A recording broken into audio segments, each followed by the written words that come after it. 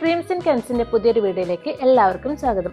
അപ്പോൾ ഇന്ന് ഞാൻ ഉണ്ടാക്കിയെടുക്കുന്നത് നല്ല അടിപൊളി പഴംപൊരിയുടെ ഒരു റെസിപ്പിയാണ്. അപ്പോൾ നമ്മൾ തട്ടുകടയിൽ നിന്നും ബേക്കറിയിൽ നിന്നൊക്കെ വാങ്ങി കഴിക്കുന്ന ആ ഒരു പഴംപൊരിയില്ലേ, അതിനേക്കാൾ കുറച്ച് ടേസ്റ്റ് കൂടിയിട്ടാണ് ഈ ഒരു പഴംപൊരി ഉണ്ടാക്കിയെടുക്കുന്നത്. അപ്പോൾ സാധാരണ കടയിൽ നിന്നൊക്കെ വാങ്ങിക്കുന്ന ആ ഒരു പഴംപൊരിയിൽ പുളിച്ച മാവ് ദോശമാവൊക്കെ ചേർത്തിട്ടാണ് ഉണ്ടാക്കിയെടുക്കാറ്. അപ്പോൾ നമ്മൾ അതിന് പകരം വേറൊരു ഇൻഗ്രീഡിയൻ്റാണ് ചേർത്ത് കൊടുക്കുന്നത്. അപ്പോൾ ഈ ഒരു വീഡിയോ കാണുന്ന സമയത്ത് പലരും വിചാരിക്കും പഴംപൊരിയുടെ റെസിപ്പിയല്ല, അതെന്താ ഇത്ര കാണാനിരിക്കാനുള്ള, സാധാരണ എല്ലാവർക്കും അറിയുന്ന ഒരു റെസിപ്പിയല്ലേ. പക്ഷെ അങ്ങനെയല്ല, ഈ ഒരു ഇൻഗ്രീഡിയൻറ്റ് ചേർത്ത് നിങ്ങൾ പഴംപൊരി ഉണ്ടാക്കുകയാണെങ്കിൽ നിങ്ങൾ തട്ടുകടയിൽ നിന്നും ബേക്കറികളിൽ നിന്നും ഒന്നും ഒരിക്കലും പഴംപൊരി വാങ്ങൂല. അത്രയും ടേസ്റ്റ് ഈ ഒരു പഴംപൊരിക്ക് കിട്ടുന്നുണ്ട്. അപ്പോൾ എല്ലാവരും ഇതൊന്ന് ഉണ്ടാക്കി നോക്കണം. ഞാൻ വെറുതെ പറയുന്നതല്ല, എല്ലാവരും ഉണ്ടാക്കി നോക്കുക, എല്ലാവർക്കും ഇഷ്ടമാവും. അപ്പോൾ നമുക്ക് എങ്ങനെ ഇത് ഉണ്ടാക്കുന്നതെന്ന് നോക്കാം.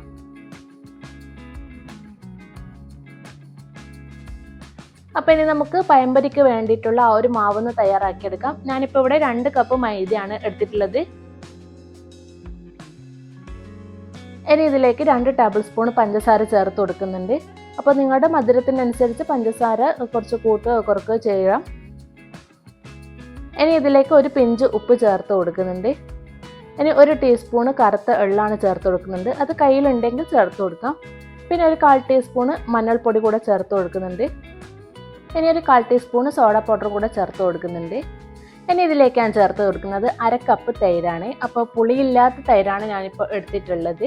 അപ്പോൾ തൈര് എടുക്കുന്ന സമയത്ത് നല്ല കട്ട തൈര് തന്നെ എടുക്കാൻ ശ്രദ്ധിക്കുക. അപ്പോൾ നമ്മൾ കടകളിൽ നിന്നൊക്കെ പഴംപൊരി ഉണ്ടാക്കുന്ന സമയത്ത് ദോശമാവാണ് ചേർത്ത് കൊടുക്കാറ്. അപ്പോൾ അതിന് പകരമാണ് നമ്മളിപ്പോൾ ഇവിടെ തൈര് എടുത്തിട്ടുള്ളത്. അപ്പോൾ നിങ്ങൾ വിചാരിക്കും തൈര് ചേർക്കുന്ന സമയത്ത് പുളി ഉണ്ടാവില്ലേ, തൈര് ചേർത്ത് തന്നെ തോന്നില്ല. ഇനിയിപ്പോൾ ഞാൻ ഇതിലിപ്പോൾ ഒരു 1/4 കപ്പ് അരിപ്പൊടി കൂടെ ചേർത്ത് കൊടുത്തിട്ടുണ്ട്. അപ്പോൾ നമ്മളെ പഴംപൊരിക്ക് കുറച്ച് ക്രിസ്മസ് കിട്ടാൻ വേണ്ടിയിട്ടാണ് അരിപ്പൊടി ചേർത്ത് കൊടുത്തിട്ടുള്ളത്. അപ്പോൾ ഇനി ഇതിലേക്ക് ഞാൻ 1 കപ്പ് വെള്ളമാണ് ഒഴിച്ചു കൊടുത്തിട്ടുള്ളത്. അപ്പോൾ 1 കപ്പ് വെള്ളം ഒഴിച്ചു കൊടുത്തിട്ട് എല്ലാം കൂടെ നന്നായിട്ടൊന്ന് മിക്സ് ആക്കി എടുക്കാം. അപ്പോൾ ഓരോ പൊടിക്കും വെള്ളത്തിൻ്റെ അളവിൽ വ്യത്യാസം വരും. അപ്പോൾ എനിക്ക് ലാസ്റ്റ് എത്ര വെള്ളമായിട്ടുണ്ടെന്ന് ഞാൻ പറയാം. ഇപ്പോൾ 2ാമത്തെ കപ്പ് വെള്ളം ഞാൻ കുറച്ച് ഒഴിച്ചു കൊടുത്തിട്ടുണ്ട്. അപ്പോൾ വെള്ളം ഒഴിച്ചു കൊടുക്കുന്ന സമയത്ത് എല്ലാം ഒന്നിച്ച് ഒഴിച്ചു കൊടുക്കണ്ട, അപ്പോൾ നമ്മളെ മാവ് ലൂസായി പോകും. അപ്പോൾ കുറച്ച് മാത്രമായിട്ട് ഒഴിച്ചു കൊടുക്കാം.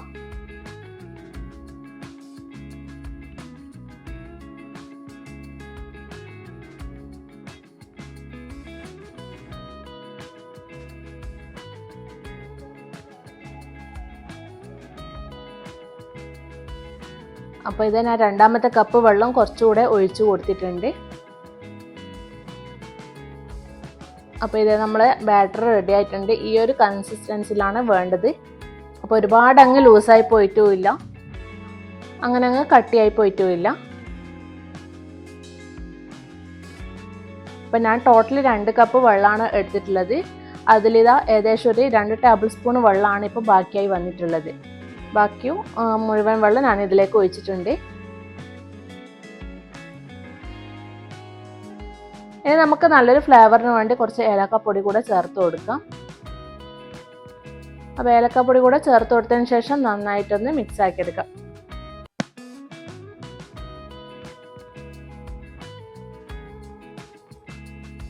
അപ്പോൾ ഇത് നമ്മളൊരു സ്പൂൺ കൊണ്ട് ഇത് കോരിയെടുക്കുന്ന സമയത്ത് സ്പൂണിൽ ഇങ്ങനെ ഒട്ടിപ്പിടിച്ചിരിക്കണം. അതാണ് ഇതിൻ്റെ ഒരു കൺസിസ്റ്റൻസി. അപ്പോൾ ഇങ്ങനെയാണ് ബാറ്റർ വേണ്ടത്. അപ്പോൾ ഈ ഒരു രീതിയിൽ കലക്കിയെടുക്കാം. അപ്പോൾ ഇത് നമുക്കൊന്ന് അടച്ച് വെച്ച് കൊടുക്കാം. അപ്പോൾ അതിനുശേഷം നമുക്ക് ഇതിലേക്കുള്ള പഴം ഒന്ന് കട്ട് ചെയ്തെടുക്കാം. അപ്പോൾ ഞാനിപ്പോൾ ഇവിടെ 4 നേന്ത്രപ്പഴമാണ് എടുത്തിട്ടുള്ളത്. അപ്പോൾ അത്യാവശ്യം നല്ലതുപോലെ പഴുത്തിട്ടുള്ള നേന്ത്രപ്പഴമാണിത്. ഇനിയിപ്പോൾ ഇതിൻ്റെ തൊലിയൊക്കെ ഒന്ന് കളഞ്ഞെടുക്കാം.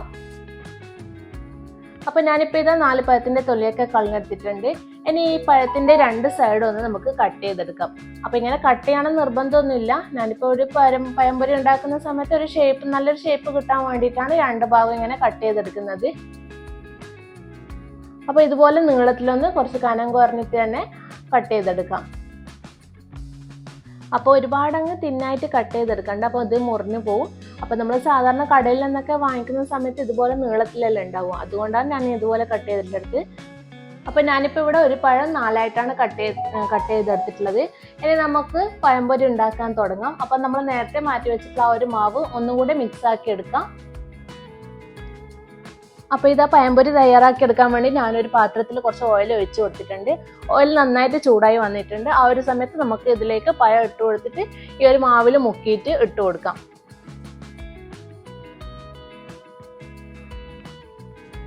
അപ്പോൾ പഴംപൊരിക്കുള്ള ബാറ്റർ തയ്യാറാക്കുന്ന സമയത്ത് ഇതുപോലെ തന്നെ ഉണ്ടാക്കാൻ ശ്രദ്ധിക്കാം. വെള്ളം കൂടി പോകാണ്ട് നോക്കുക. ഇത് കറക്റ്റ് പാകത്തിനുള്ള ഒരു ബാറ്ററാണ്.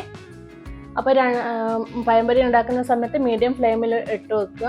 അപ്പോൾ രണ്ട് ഭാഗവും നന്നായിട്ടൊന്ന് മൊരിഞ്ഞ് വന്നു കഴിഞ്ഞാൽ, രണ്ട് ഭാഗവും ഗോൾഡൻ കളറായി വന്നു കഴിഞ്ഞാൽ നമുക്ക് എണ്ണയിൽ നിന്നും മാറ്റിയെടുക്കാം. അപ്പോൾ ഇത് നല്ല ടേസ്റ്റ് ഉണ്ട് ഈ ഒരു പഴംപൊരിക്ക്. അപ്പോൾ നമ്മൾ തട്ടുകടയിൽ നിന്നും വാങ്ങുന്ന അതേ ഒരു ടേസ്റ്റ് തന്നെയാണ് ഇതിന്. ഞാൻ വെറുതെ പറയല്ല, നിങ്ങൾ ഒരു തവണയെങ്കിലും ഉണ്ടാക്കി നോക്ക്. അപ്പോൾ ബാക്കിയുള്ളതെല്ലാം ഞാൻ ഇതേപോലെ തന്നെ ഫ്രൈ ആക്കി എടുത്തിട്ടുണ്ട്. അപ്പോൾ നല്ല സോഫ്റ്റാണ് ഈ ഒരു പഴംപൊരി, നല്ല ടേസ്റ്റുമാണ് കഴിക്കാൻ വേണ്ടിയിട്ട്. അപ്പോൾ എല്ലാവരും ഉണ്ടാക്കി നോക്കണം. അപ്പോൾ ഈ ഒരു വീഡിയോ കാണുന്ന ടൈമിൽ സബ്സ്ക്രൈബ് ചെയ്യാതെ കാണുന്നുണ്ടെങ്കിൽ പ്ലീസ് ഒന്ന് സബ്സ്ക്രൈബ് ചെയ്യണേ. അപ്പോൾ മറ്റുള്ളവർക്കും കൂടെ ഇതൊന്ന് ഷെയർ ചെയ്ത് കൊടുക്കുക. പുതിയൊരു വീഡിയോ ആയിട്ട്